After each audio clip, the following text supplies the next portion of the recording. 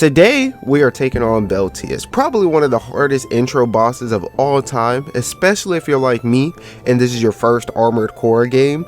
Just like Margit was my first Souls boss. Unlike Margit, you can't just run away and come back over leveled. All you can do is try a different weapon and maybe some build combinations. Anyways, I fought Balteus vigorously, and I think I'm saying his name wrong, but I fought him vigorously, but he was just simply overwhelming.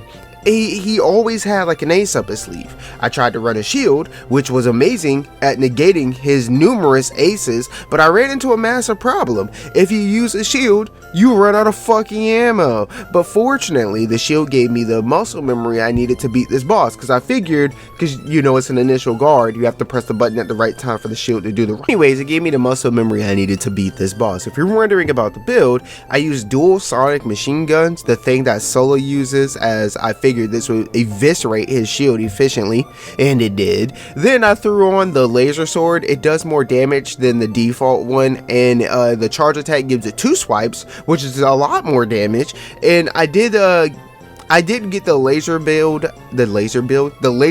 idea from tutorials and boss guides, but a lot of the boss guide video makers were just as confused as I was, and I checked the comments and they also were just as confused as I was.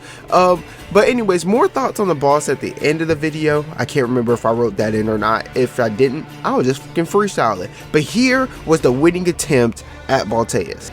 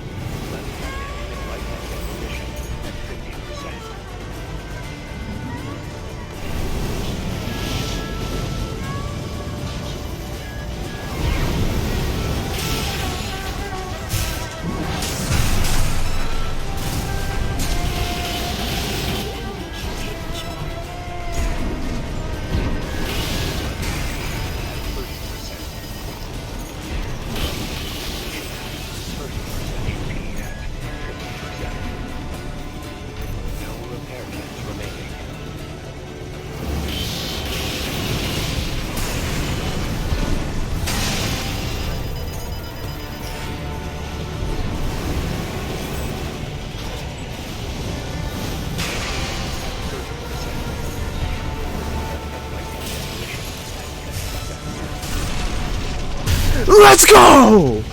Finally! Oh, he sucks. He sucks. Butt cheeks. Holy sh... that guy. Him. That flame attack. Them bullshit missiles. That minigun. His shotgun attack. That's bullcrap, bro. Gosh. This is not Elden Ring, I'll tell you that. What? You need rest. You're telling me. But first, a warning. What? What can be worse than that? Tell me. Clip it, ship it, dip it. What can be worse than that? The surge you were swept up in? Uh-huh. That was just a glimpse. The core ain't do shit to me. That boss fight was mental abuse. That is a sexy background. Of the storm of flame that will burn Rubicon. Flame? Rubicon, she said it.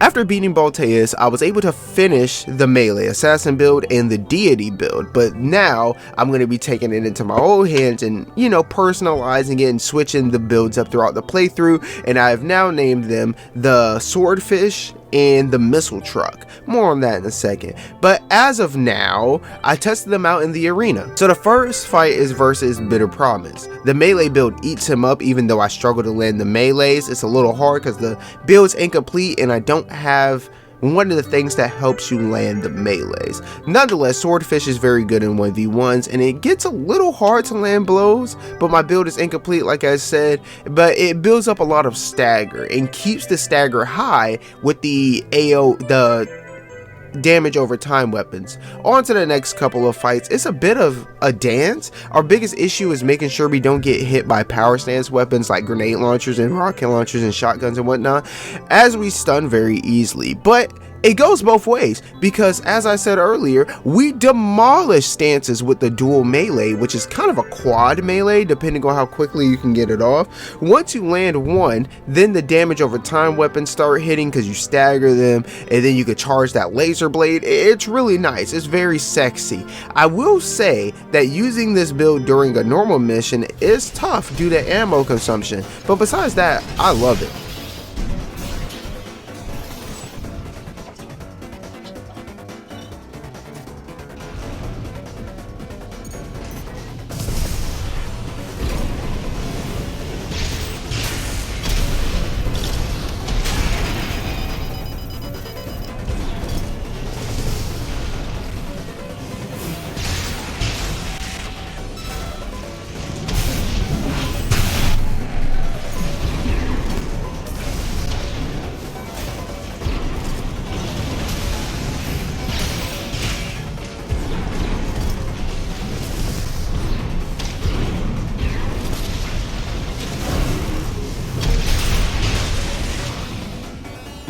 We then encounter the last arena battle for rank E, I believe I'm in, and this was just a bad matchup. This one had a shield with an insanely long initial guard. I know there's one that has a longer guard, but it takes longer to spawn.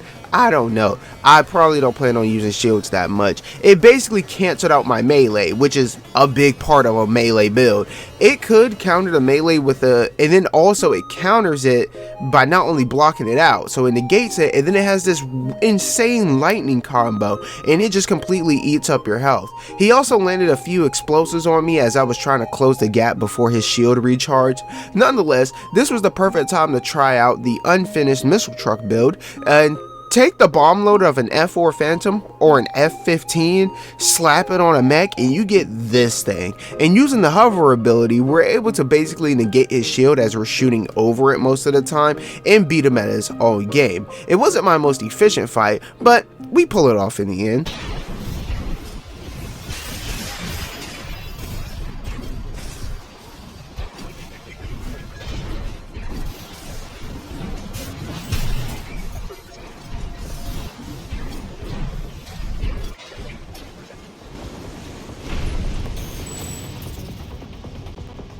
Target destroyed.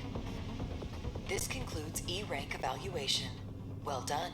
Now I test the Swordfish on a normal mission, and it absolutely shreds. It gets awkward at times because I forget I don't really have a ranged weapon besides the pulse launcher and whatnot, but I need to get the one that's not vertical so I can actually see where it's going, because it gets hard to keep track of that when it's shooting straight up in the air and you also don't know if it hit the fucking roof. Nonetheless, we reached the main boss, and this was a terrible matchup for Swordfish, but this might be the quality of life feature of the year. You can not only change out the parts on your current mech, but you can switch between your mech presets. So I switched to the missile truck, and funny enough, this is the boss he shows the missile truck off, well, he called it the Golden God. He shows the Golden God off against. It's also the trailer boss, so it wasn't really spoilers, but it was nice that he pointed out this little blowhole at the top. So yeah, I'm just gonna be he's a scary boy, but he's not that bad if you're a jump spammer or you can hover.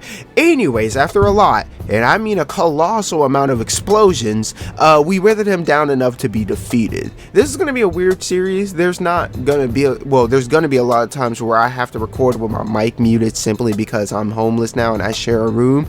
I had a lot of funny and goofy reactions to fighting Balteus, but I had to keep the mic muted for most of it because a Netflix show was playing, and even if y'all didn't mind that, certain audio on those shows is copyrighted and it will block the video. Not claim it, block the fucking video. But anyways, for the few of you that will watch my videos on this game, I will try to keep the music as upbeat as my reactions normally are, but music is the enhancer, it's not a substitute. Anyways, look out for Starfield. I'll be trying to cook these up as much as possible, and as for the boss fights, I'm gonna do my best to save to try to do them on days to where I can record my audio, so that way I can commentate over the more or less filler things, and then we can get the boss fight with my full reactions, because there's nothing better than a death compilation where you're just screaming obscenities the entire time. They're fucking amazing. I love making those, but it's gonna be tougher since I don't have my own room and whatnot. But